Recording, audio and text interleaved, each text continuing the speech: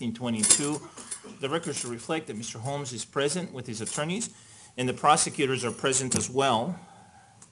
Notwithstanding Mr. Orman's comment about NASA, I've decided to grant the party's request, but here's what I'm going to do.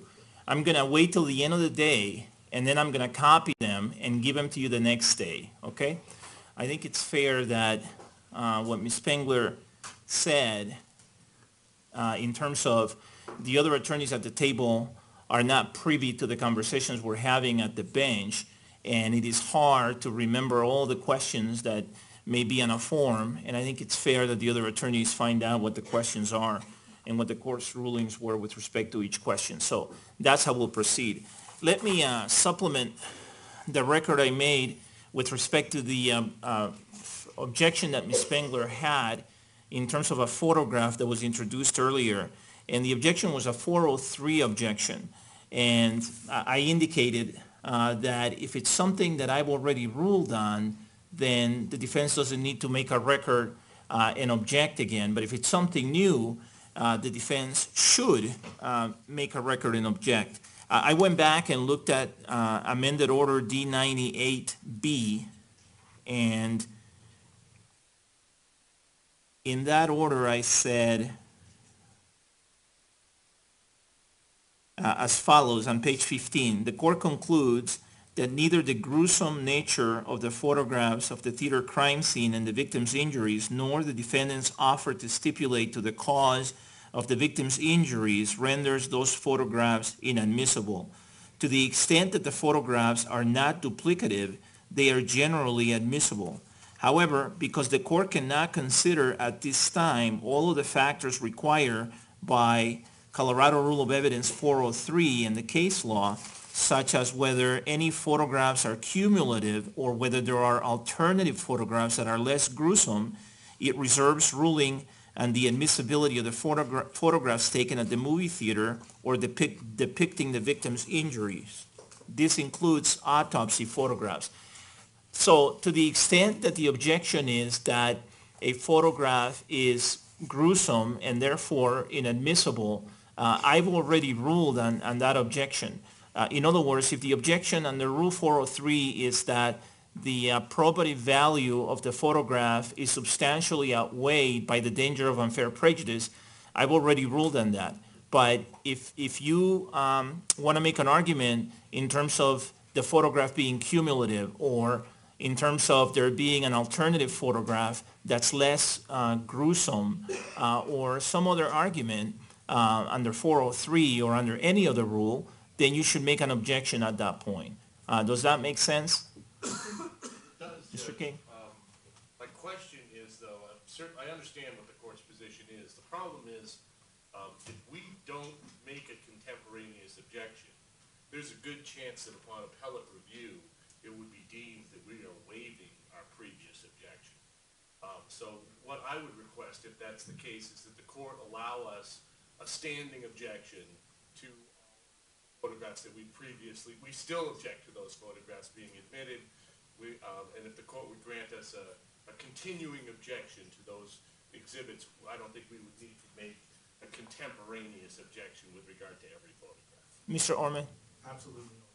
Right.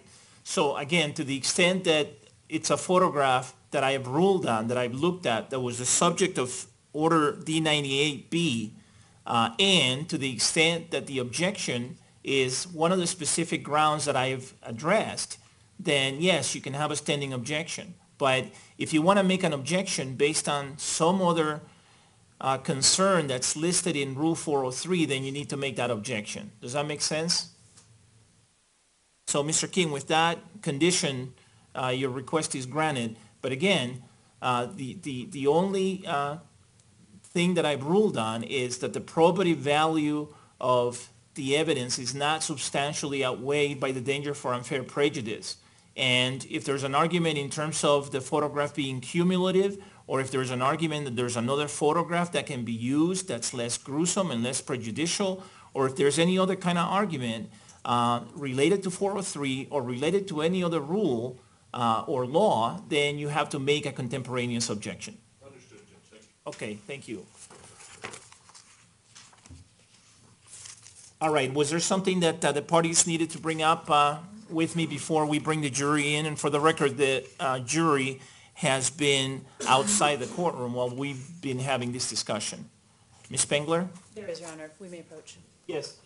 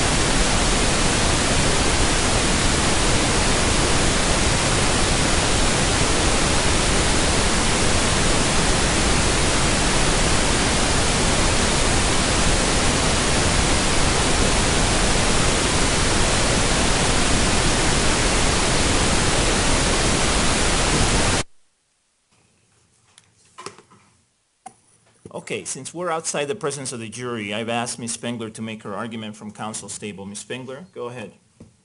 Thank you, Your Honor. Your Honor, we are going to be making at this time a 403 objection to the anticipated 911 call made by the next prosecution witness. Your Honor, the 911 call does contain the witness's observations that she's making while she's inside of the theater to the 911 dispatcher.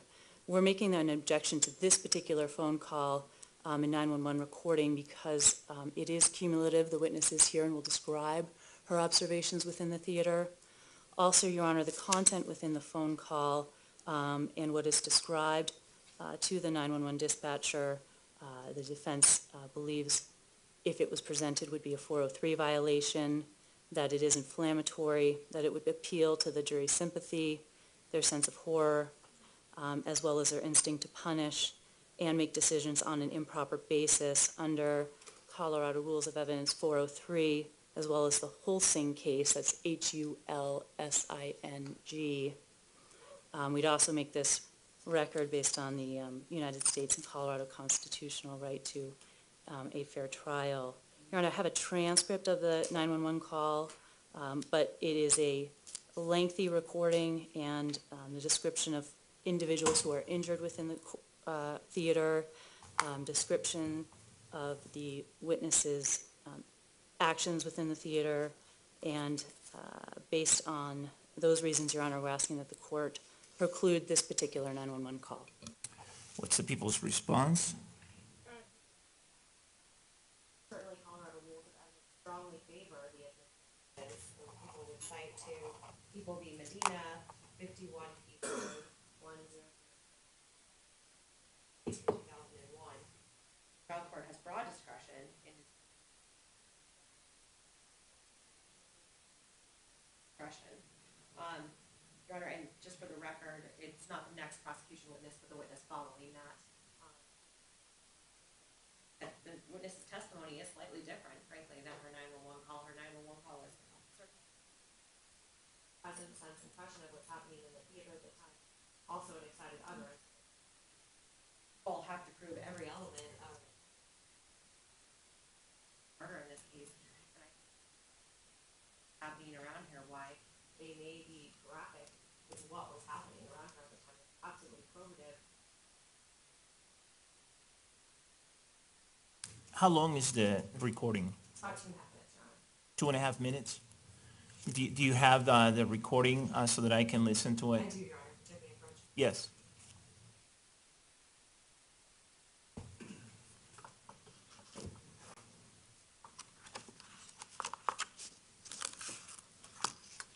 Does the defense object to me listening to the recording, Ms. Spengler? Okay.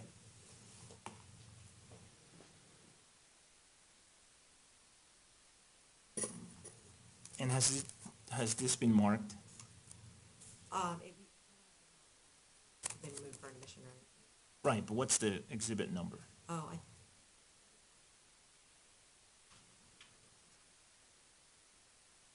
Use exhibit number 10. 1037. Okay, I'm going to step down for just a few minutes. I'm going to listen to it, and then I'll come back and give you a ruling. The court will be in recess for a few minutes. Thank you.